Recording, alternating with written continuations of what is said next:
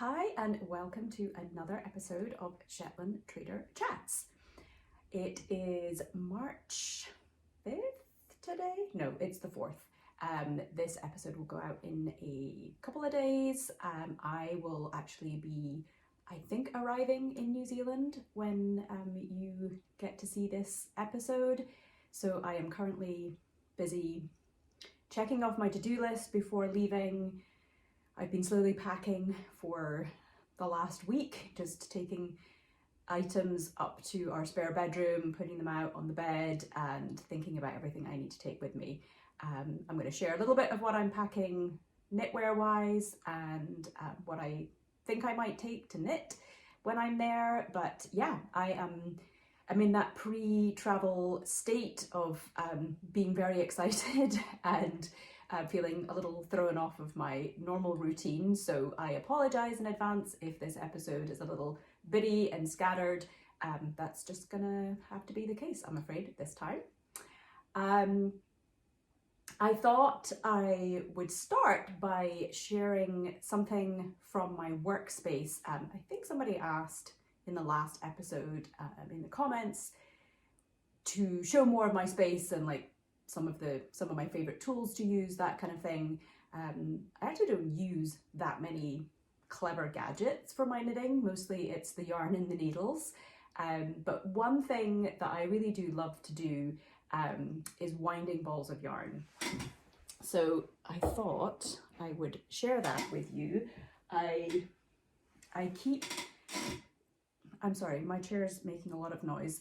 I keep kind of leftover bits of my Shetland wool in this basket here, and every now and then I will pick up this basket if I just feel like doing something kind of relaxing, especially. I will wind them into these little cakes of yarn, because you never know when you might want just a little bit of a colour. Sometimes I take this with me to classes so that there's just some other shades for people to use, especially if I'm teaching a colour work class. But what I like to use is a Noostepinne. This is a Scandinavian tool. I think, you know, it's maybe Norwegian in origin, but different Scandinavian countries have use a similar word for it. And I think I read somewhere that it was originally men would make it as a kind of gift for an engagement gift, potentially for a woman, or just to sort of show their interest. They can be quite elaborate looking or plain, but they are made from a piece of wood and you can wind your yarn on it. So what I like to do, and sometimes I will do this even for a full skein of something, if I have the time, I just find it very meditative and relaxing to do. But if I just have these little scraps left over, I also will wind them onto this. So I think that you can sort of start by winding it down in the grooves here. I actually don't generally do that. I just start it. I'm not sure how you'll see it here. I just lay it across and hold it in place. So I'm keeping it fairly close to the top there. There's lots of videos on YouTube for how to use an Noostepinne, so you can look those up. This is not a thorough tutorial for that by any means. This is just how I do it. I start winding it around, and essentially you are keeping it you're turning the Noostepinne, and you are, sorry, my ball of yarn here, it's a little knotted up. Actually, I'm going to start that over again because I feel like I didn't place that the way I wanted to. So I hold it in place with my thumb, I start to wrap it around, and I'm keeping the yarn at a diagonal as I turn the Noostepinne with my left hand here, and it will start to form that kind of cake shape, which, you know, here's a larger ball of it here, but it, you know, ends up looking like that. So anyway, that is probably one of my favorite tools to use. And yeah, as I said, I just enjoy the meditative aspect of winding onto that when I have the time to do it. You can also actually just do it right on your thumb as well. I used to do that before I had one of these new spinners. So there you go. That's a little tip for you there.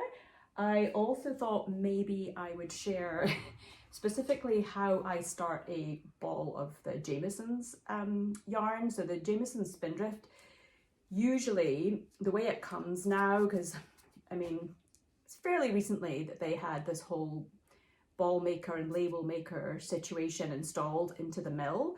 So now the way the balls come is that the outside piece of yarn gets tucked into the center here. So I will usually find that first and take it out. And I like to work from the center. So in order to get the center out, I usually take the outside label off just so that I have a little bit more room to get my fingers inside and hopefully find, sometimes it comes out nicely. Oh, that wasn't too bad. So I take it out the center there, and then that outside piece of the yarn, I wrap it around the ball and I put the label back on to keep that in place, and then I can pull from the center. So that's how you deal with a spindrift ball of yarn. What am I going to talk about next? Okay, let's see. Well, I will mention the Vair knit along again. I have begun my version of Vair, which, as I've mentioned in previous episodes, I'm kind of following the colour palette of this original Shetland Trader piece that my mum designed in the 70s. So I acquired this a few years ago, and this was made in the 70s, and I'm kind of following that colour palette for my Vair.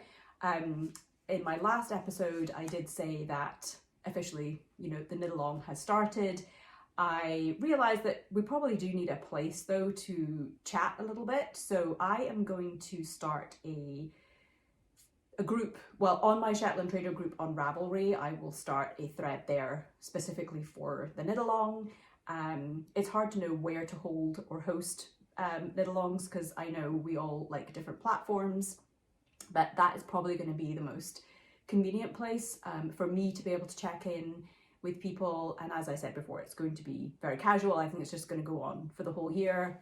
This is probably going to take me a while to do. I will fit it in here and there, but I will put a link in to this episode, to the show notes for that group, for that knit along space on Ravelry. So yes, I have literally just begun, cast on, and I'm working that new shell or razor shell lace pattern that's on the lower portion of Vair. And you can see that by casting on and working this lace, you get the points of the lace forming along the bottom. If I was to work in the opposite direction, if I was doing this top down, you don't get the same effect. You don't get such defined points on the lace by working it in that direction. So that's a big reason for working it bottom up, is so that that cast on edge has that nice pointed scallop to it. So that's my progress on that. I will talk about what I have on today, because this is not a pattern of mine. This is the Paul Klee sweater by Midori Hiros. I knit this probably a couple of years ago now, I think 2 years ago, just before or just after I had started working with Simply Shetland. And some of her original samples used the Jamieson's yarn, and I was really struck by how fun it looked, and how it was this opportunity to play with colour without it being complex, you know, Vair KAL colour work. And so I decided I needed to knit one. I basically gathered yarn that I had already and just put it all on the floor, and I tried not to overthink too much how I wanted to pair the different shades together. So, I mean, you can use lots of shades, you can do a more minimalist one. It's really kind of up to you. I did different pairings for each section here, and a couple of the colors do get repeated. I think that there are 15 contrast colors in this yoke section here. So you can see it's made up of square shapes, and there are increases throughout the yoke, and so the squares do get slightly set off from each other, which totally looks fine. It is, I would say, it's fun to do and easy in terms of you're not really memorizing a particular pattern, but you do have to be careful with your tension and gauge because of the repetition of those square shapes and the fact that those color changes are often happening along the same vertical rows. So when I was knitting this, I did notice that it looked quite textured, it looked quite 3D compared to how my Vair KAL or stranded colorwork knitting would normally look. It did block out, but just to say that is something you would have to consider. I also did not get the gauge for the pattern. It was quite different to the gauge that I normally get working with this weight of yarn and the Shetland wool. So I forget which size I picked, but I was working on what my gauge typically is. I also, what else did I do? I added in short rows after the colour work. I don't think that those were in the pattern. I really like to add short rows before I then knit the lower body, so kind of lower down below the colour work. It gives a really nice fit, I find, for yoke sweaters. So I just threw in some short rows there and then just knit the rest top down. So I want to mention that Tammy at Wing and a Prayer Farm, she is offering kits of just the contrast colours for pretty much all the colours that you see in this yoke here. I think we had to make one substitution for, I think we didn't have bracken, which I believe is in here. So we substituted sphagnum instead, which is very close. But she has all 15 shades as a kit. I'm going to link to that. You purchase the main colour separately. It's just too tricky to list all the different sizes and requirements. But all sizes, if you're using this many contrasts, you're not going to use very much of each of these colours. So it's one ball of each of them. And she has kits for that. And yeah, I can really recommend this pattern. It's a lot of fun. And then another kit that I wanted to mention is for my Fidra hat. So I published this hat a number of years ago now. Maybe it was 2018. No, I think it was even before that. I forget.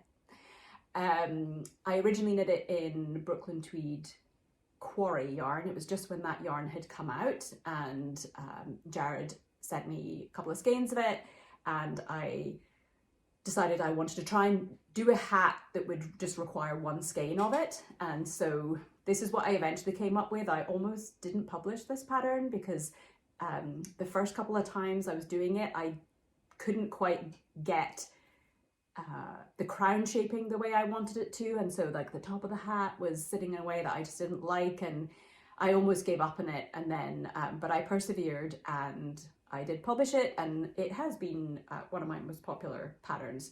It's a fun, you know, it's a quick knit, it's got good texture on it, and I just did this version though, which I used the Jameson's Shetland Heather Aran yarn held with Yarn Citizen Trinity Cashmere, just to get it to that kind of slightly bulky gauge, which the quarry had, and it's super soft and lovely.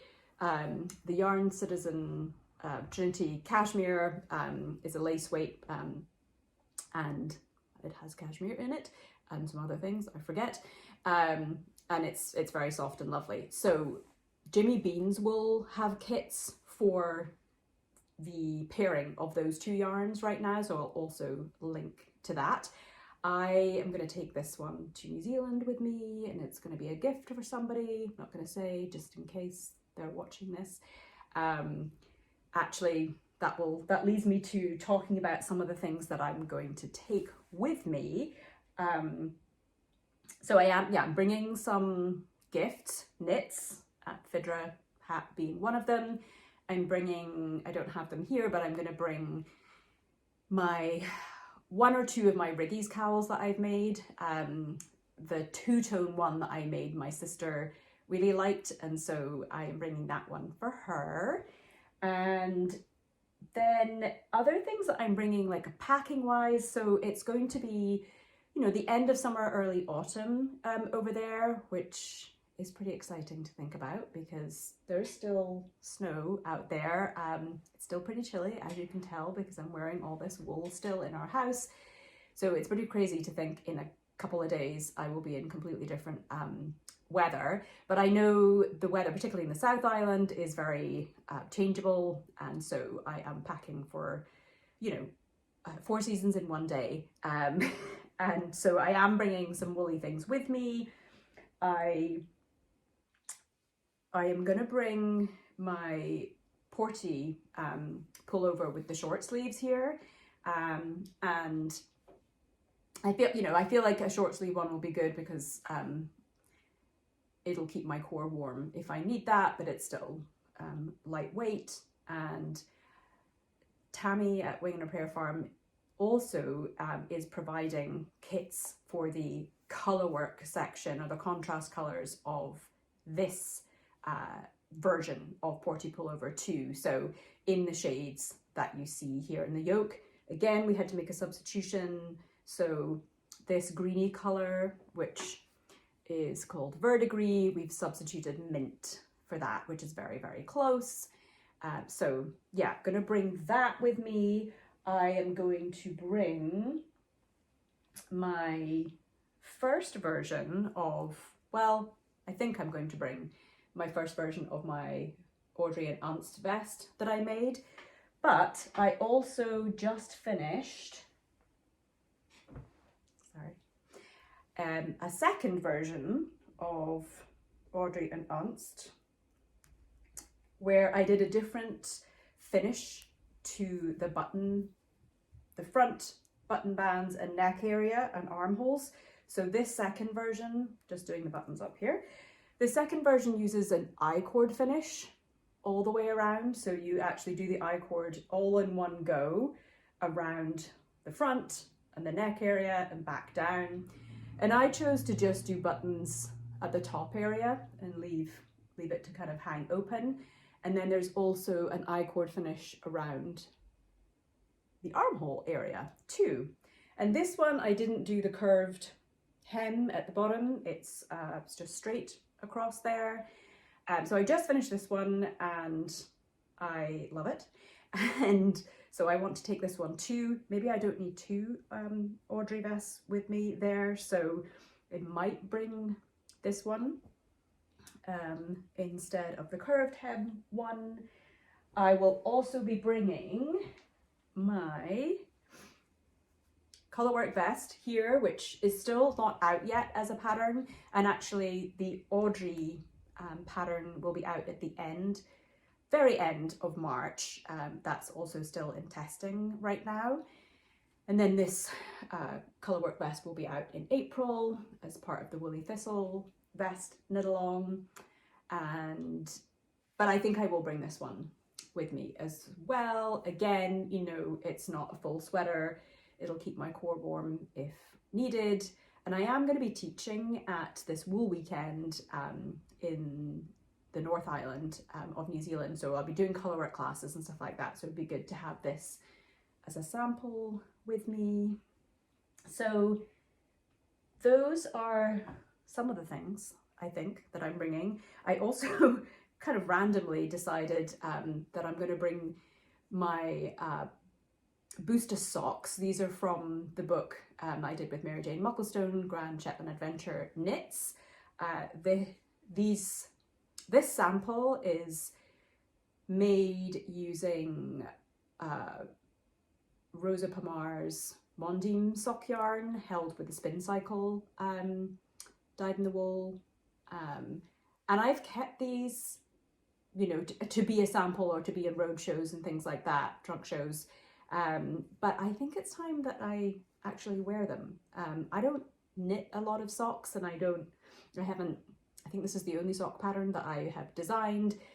This motif is what I used on my Booster beanie, which actually I have that here too.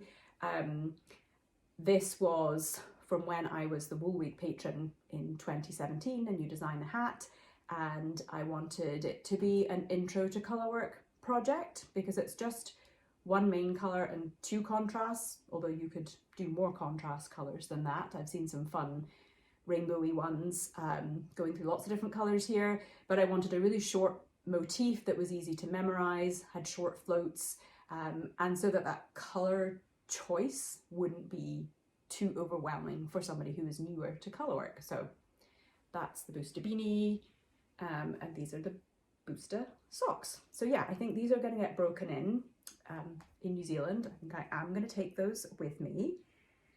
And then I have something brand new to show you.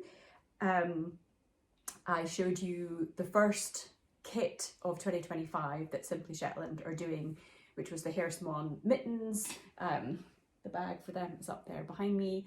I've shared that before. So we have a new kit that will be coming out the beginning of April as well. That's when our stockists will have it. And it is a little neckerchief, or it could be a headscarf too, worked in Spindrift and using the old shell lace pattern. And this is going to be called Vor. Vor is a word for spring in Shetland. And we have 4 different palettes that we're going to be offering, and it will also come in a different O-Snap bag with a new piece of artwork from my daughter Maya, which is super cute. I will potentially show you a mock-up of that here on the video, pop that up. This uses some fun techniques that I like to use when I'm working with Shetland wool. One of them is spit splicing, one of my favourite, for changing different colours. You kind of have to do that with this particular project. And then things like it's got a purled I-cord bind off, it's got a little button closure at the back here, and we are doing custom buttons with a little motif again that's drawn by my daughter Maya. This button, I don't have that button yet, so this is just a generic wooden button that I had, and yeah, so that's going to be the Q2 kit. So I think I'm going to take this with me as well to New Zealand, so I can show it off there. And then in terms of what I'm taking to knit, this is the thing that I always find the most challenging when I'm traveling. And this is a particularly long trip. We will be gone for 3 weeks. So I find it kind of impossible to know like how much knitting will I actually get done. There's obviously a super long plane ride there, and then we are going to be traveling around in a camper van the first 10 days. And anyway, I find it quite hard to decide what to bring knit-wise. I think that I will bring... I started the DK version of my Lumu cardigan, which I showed you in the last episode, so I think I'm going to bring that. I think I'm going to bring my Vair but I haven't decided for sure about that. I also want to bring my version, I started a version of, again, another pattern that I haven't self-published yet, but the Blue Sippa sweater that I showed you, which was from a Lane magazine issue a few years ago now, which I originally knit in Brooklyn Tweed Loft, and I think I showed that on here, but I forget now. So I'm doing another version of that using Spindrift in Burnt Ochre, so I will probably bring that. And then I mentioned that I'm bringing some gifts to give to family there. So my sister and her husband and her 2 daughters live in New Zealand, and so I'm bringing some things for them. One of her daughters I know like will find the Shetland wool too scratchy, so I have started making her a poncho. She is also going to be having her birthday when we are there, and so I wanted to give her something special. And because she likes, you know, very soft things, she also really likes pink. So I went through my stash of yarn. I don't generally buy very pink yarn, haven't historically ever done that, but I often get given things in goodie bags and things like that, and so I kind of keep all of that stuff. And so I went digging through my stash to find all the different pink yarn options, and I have cast on for this poncho with this very soft, I don't even remember what this one is, I can't even tell you, but it's very, very soft, because that will be around her neck. And then a few of the other ones I have here, there's this Queensland collection Falkland worsted fine merino wool. I have La Bien-Aimée. I don't remember when I got this, but I think I'm gonna, these kind of have some speckly things going on there. I'm gonna hold these 2 together. So I'm just kind of gonna do different sections, stripes of this poncho. The pattern is called Korean by Amy Palco, and she also has a great podcast that I will, or YouTube channel that I will link to here. She is Edinburgh based, and my niece was actually born in Edinburgh, so I think that's kind of like a nice tie-in to give this poncho to her by somebody who designed it, who lives in Edinburgh. And Korean is it's a Scottish, I guess, term for just sort of snuggling up or being inside, you know, when it's cold outside. And so I probably would be knitting this as we are traveling around New Zealand for the first part. I'm not going to see my family until towards the end of my trip, so I should have it finished by then. And my plan is to also maybe throw in a ball or skein or 2 of yarn that maybe I get when I'm in New Zealand, so that it's just like a real mixture of different things. Everyone keeps telling me about this possum yarn that I have to get when I'm there, so I will try and find a pinkish shade to throw into the mix there. I am sure that I am going to bring far too many knitting projects and probably do a little bit of all of them. We'll see. I will report back on my progress for that. Okay.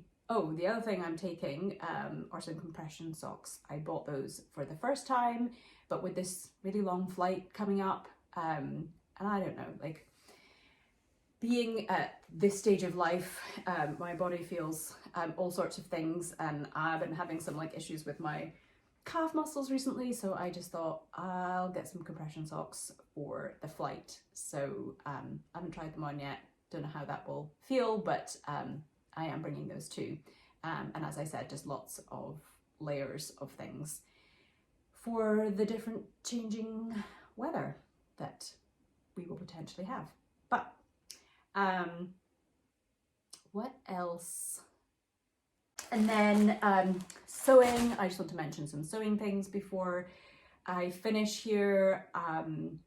I have been kind of slowly working on that regalia blouse pattern, which I think maybe I shared on the last episode, I forget. I'm hoping to finish it before we leave, but I thought I would just show you like what I have done so far. It has definitely felt a little bit over my head, this pattern. And you know, there was some cursing the other day because I was finding it hard to keep track of the pieces because there's, you know, there's a facing to this. So there's like 2 layers to the top part of it. You know, it has this collar, which has got interfacing in it. I, you know, made these ties. It's got this split thing at the back. You do this, it's got gathers.